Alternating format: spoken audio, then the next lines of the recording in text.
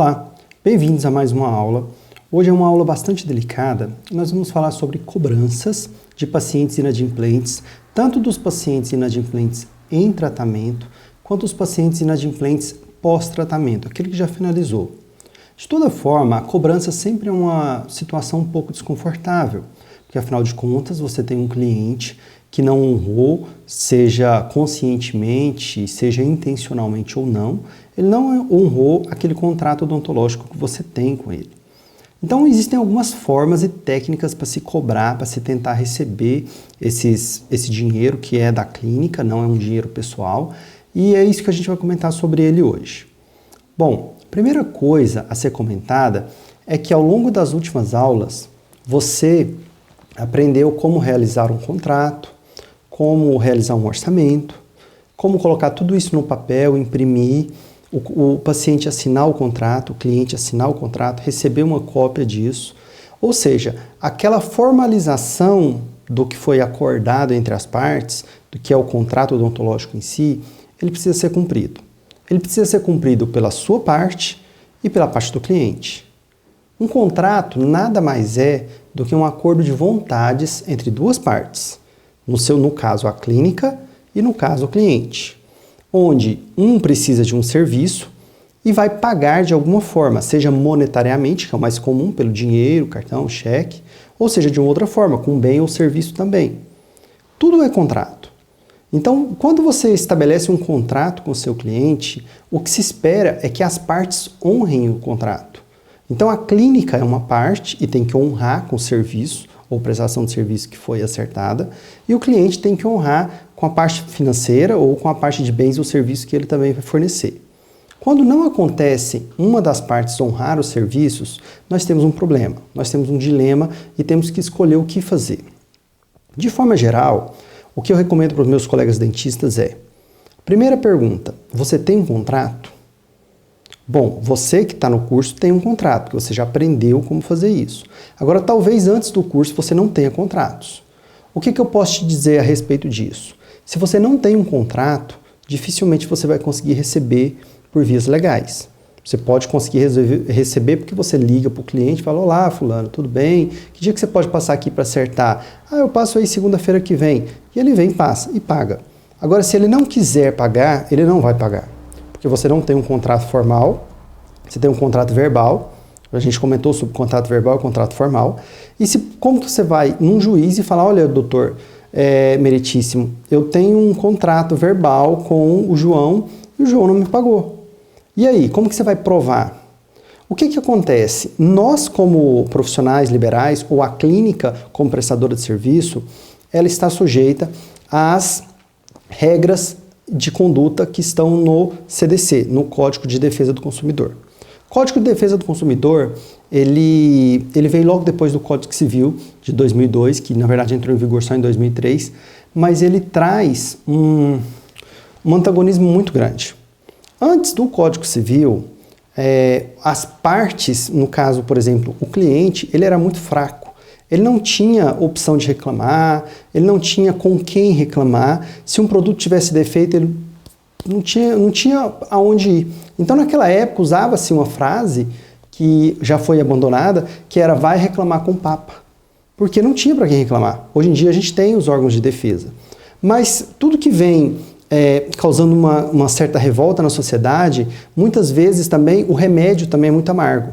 Então, o Código Civil e mais tarde o Código de Defesa do Consumidor, eles acabaram empoderando muito o cliente e viram uma combinação explosiva. Quando você pega uma lei que é extremamente protetora, que protege muito o cliente, e ao mesmo tempo você tem que contar que alguns clientes usam de má fé.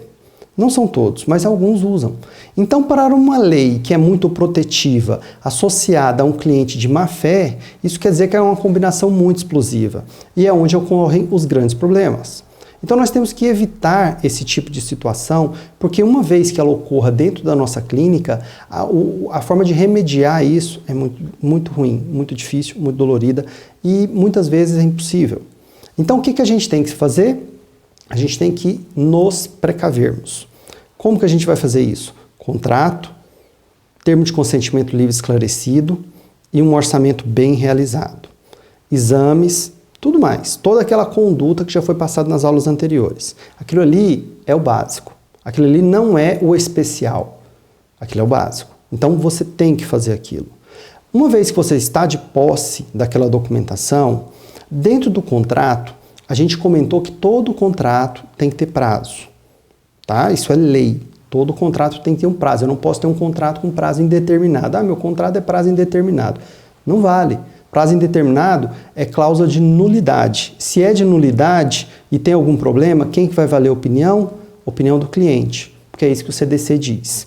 Em caso de nulidade, não tem uma cláusula prevendo valores, não tem uma cláusula prevendo tempo de tratamento, estipulando tempo de tratamento, o que vale é a opinião do cliente. Porque você clínica, você profissional liberal que presta serviço, é que tem o ônus da prova, não o cliente. O cliente não tem, ele é hipossuficiente em tudo. Ele é hipo tudo, ele é super protegido. É você, clínica, que tem que comprovar que você tem um acordo e esse acordo demora algum tempo para ser cumprido. Então, o que eu faço? Vamos usar um exemplo, um tratamento de ortodontia que dura 24 meses. Eu coloco que o prazo de tratamento total, o prazo de tratamento é 30 meses. O prazo de pagamento pode até ser 24 meses, não tem problema. Prazo de tratamento, 30 meses. No entanto, existem as cláusulas que se o cliente não vem nas manutenções, se não usa os elásticos, se não usa os componentes que você agrega ao tratamento odontológico, esse prazo pode ser aumentado e você não tem como prever esse aumento. Simplesmente ele pode ser aumentado porque o cliente não está cumprindo a parte dele. Isso aí fica caracterizado quando você é uma pessoa organizada o suficiente, o que se espera de uma clínica e de um consultório, e faz as anotações devidas a cada consulta do cliente. Então, se o cliente voltou e você percebeu, por exemplo, que tem um bracket quebrado, anota na sua ficha clínica. Bracket do dente 14 quebrado. Porque isso lá no final, se você eventualmente vier a ter algum questionamento sobre o tratamento, você tem que comprovar que não foi sua responsabilidade, e sim responsabilidade do cliente. Porque se chegar lá na hora e falar, não, mas o cliente quebrou um bracket lá no início do tratamento e demorou vir, se você não tem prova, vale a palavra do cliente. Se ele falar, não, eu fui lá todo mês. Acabou, não tem o que falar. É a sua palavra contra a dele, a dele vale mais. Então você tem que levar o embasamento do papel, o embasamento do contrato, o embasamento das fichas clínicas assinadas, principalmente se for, como eu falei, com impressão digital do cliente sobre cada consulta que foi realizada. Se você conseguir isso, não tem questionamento. O juiz vai olhar e falar, nossa, até eu quero tratar nessa clínica, porque lá é muito organizado. Então provavelmente vocês são muito atenciosos em todos os aspectos. Porque não existe a meia organização. Ou você é organizado ou você não é. Não tem eu sou mais ou menos organizado. Não, você não é organizado. Então, isso aí, isso quando vai a uma situação de juízo ou alguma coisa assim, você consegue comprovar que você realmente é bem organizado, está munido de documentação, o juiz que te for avaliar o eventual julgamento dessa causa, ela vai ser feita com um olhar diferenciado, porque você é uma pessoa organizada. E você pode usar isso à sua defesa. Bom, vamos falar mais de cobrança então um pouquinho. O que acontece? Quando a gente tem um cliente, a gente tem um prazo de tratamento.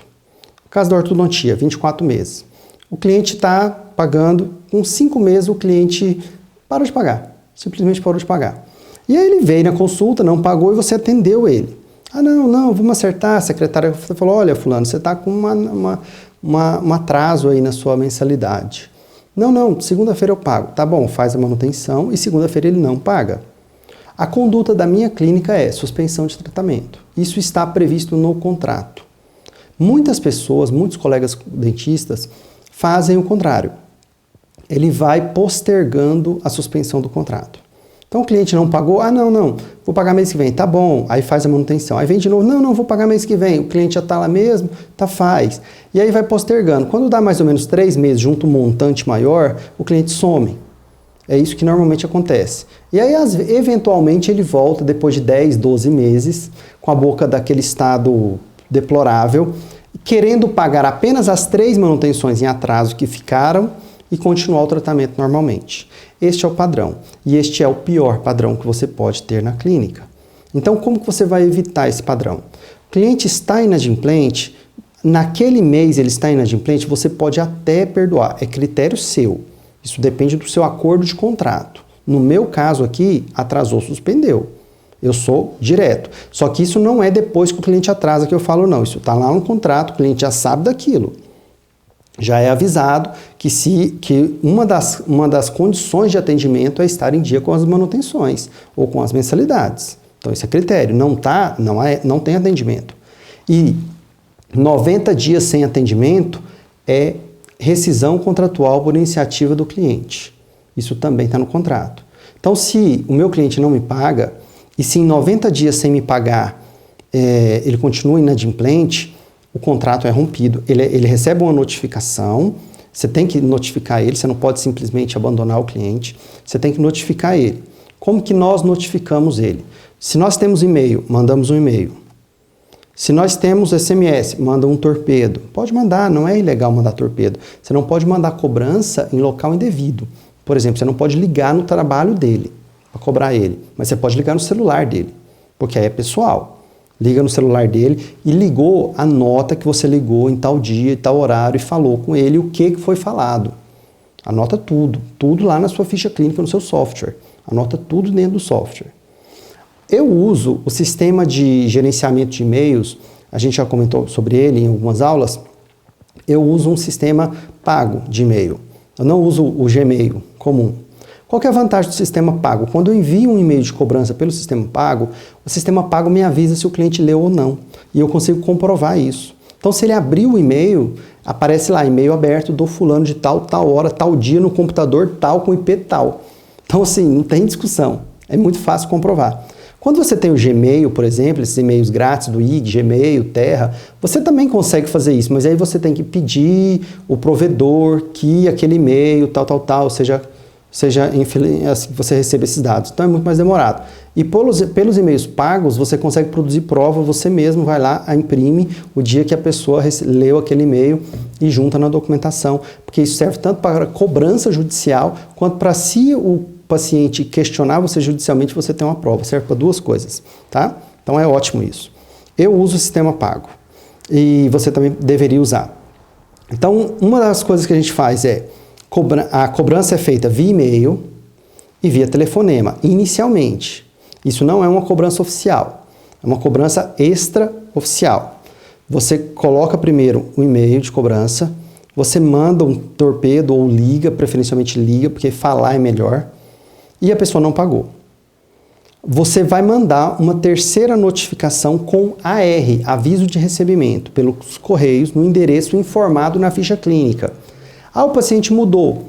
Problema dele, porque lá no seu contrato está dizendo que caso o paciente mude, ele tem a obrigação de vir e atualizar os novos dados de endereço com você.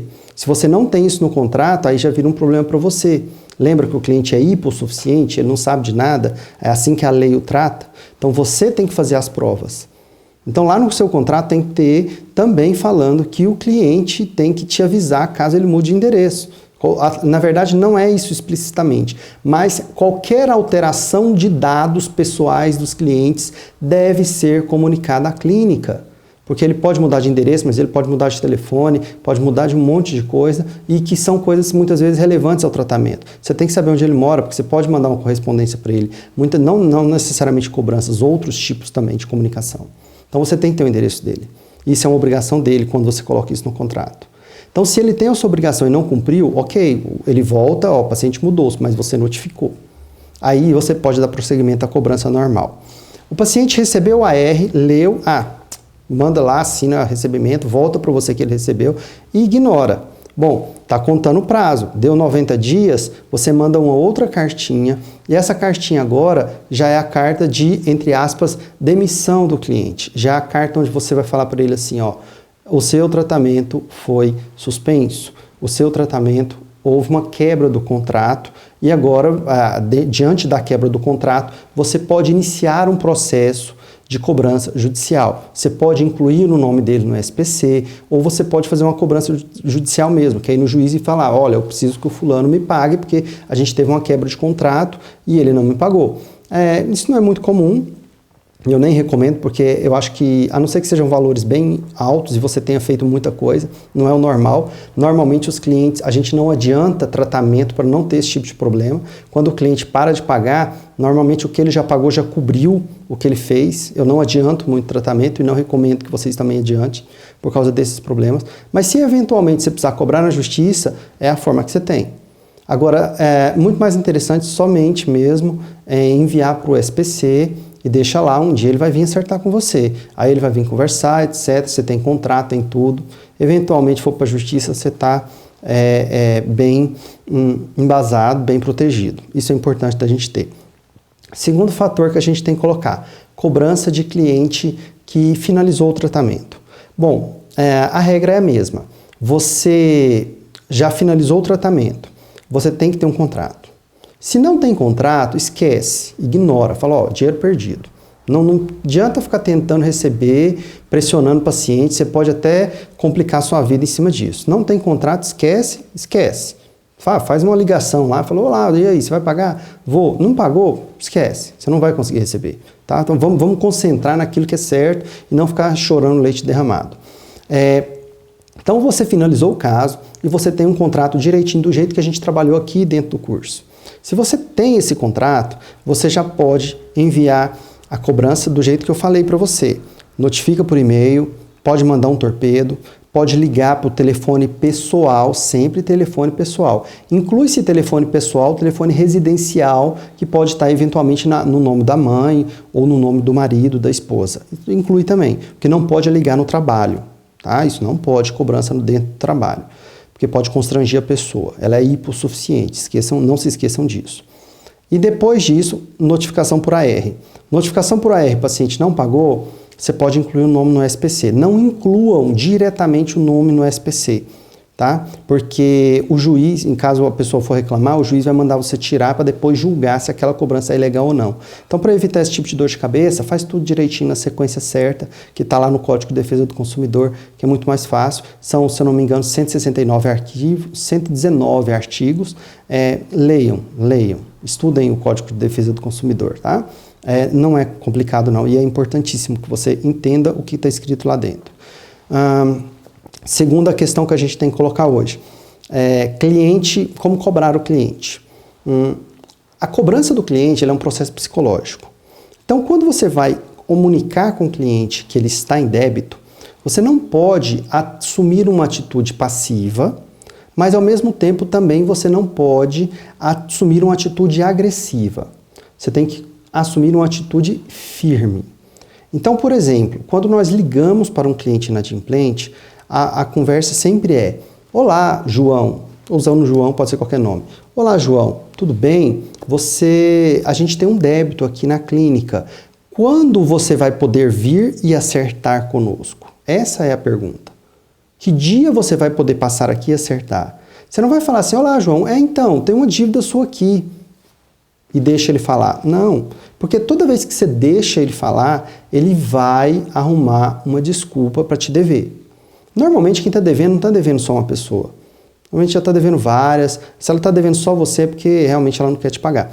Mas a pergunta é sempre essa: quando você vai passar aqui e acertar com a gente? Não dá espaço para ele explicar. Você não quer saber por que ele não está te devendo. Porque senão ele vai reclamar da família, ele vai reclamar do patrão, ele vai reclamar de tanta coisa que não serve para nada para você.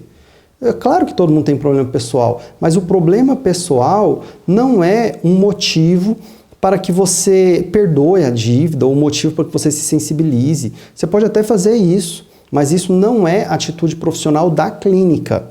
Não deve ser, porque senão você vai começar a falar: não, todo mundo, não me pagou, então deixa para lá. E isso não é o correto, porque o deixa para lá vai fazer falta dentro do seu caixa. E se faz falta dentro do seu caixa, isso vai ter um preço para você. E o preço às vezes é a falência.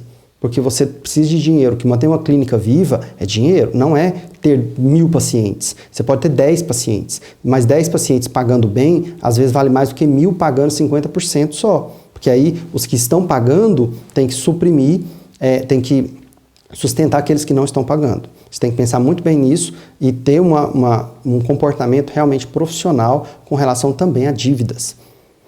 A forma de cobrar é: olá, que dia você vem pagar? Que dia? Ah, eu vou segunda-feira. É segunda-feira? Anota na ficha clínica que você ligou. Não vou ser dentista, eu vou ser secretária que está me assistindo, a secretária, ou um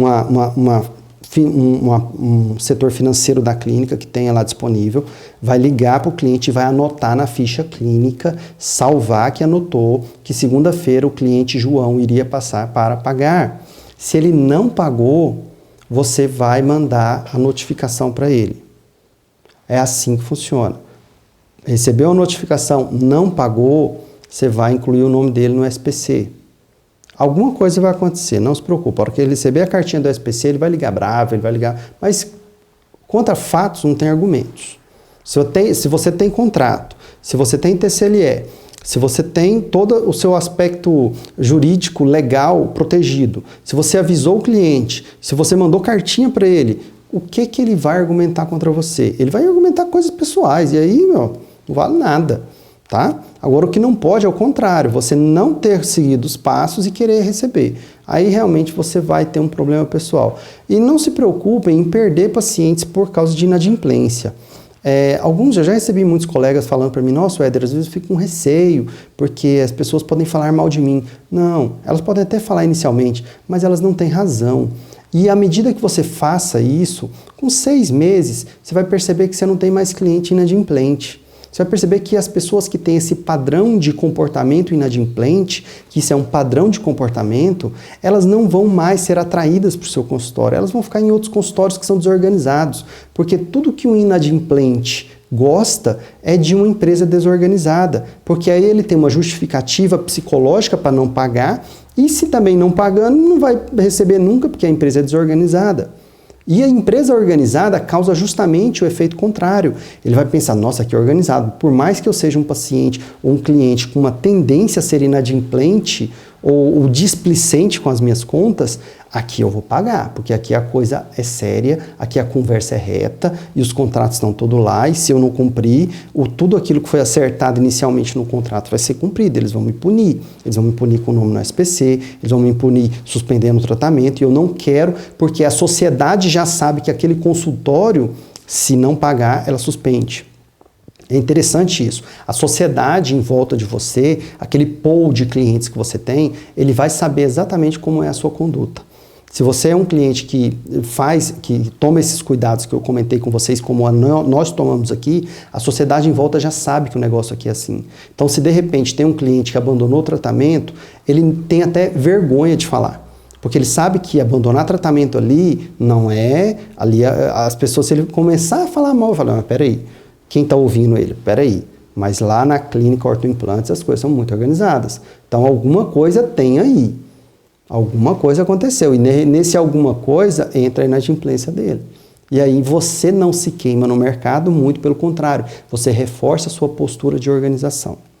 Tudo bem? Então essa é a técnica ideal de cobrança. Eu quero que essa aula aqui ela seja vista pelo gestor e pelo secretário. E que seja feito um POP, um procedimento operacional padrão, contendo o que eu conversei com vocês nesse momento. Este POP, inicialmente, ele vai ser aplicado da forma como os outros também serão, e toda semana será discutido na reunião da equipe se este é o melhor processo para a sua realidade. É o para mim, o que eu te passei, a minha realidade, a minha recomendação, e ela está amparada em lei. Agora, talvez para você haja alguma mudança, isso é comum, porque talvez a estrutura de pessoas, o tipo de público, tudo isso pode influenciar um pouquinho. E aí que a gente vai fazendo o acerto das arestas do POP e assim ter um procedimento operacional padrão que realmente seja o melhor para a sua realidade. Entenderam? Então até a próxima, muito obrigado e a gente se vê logo logo.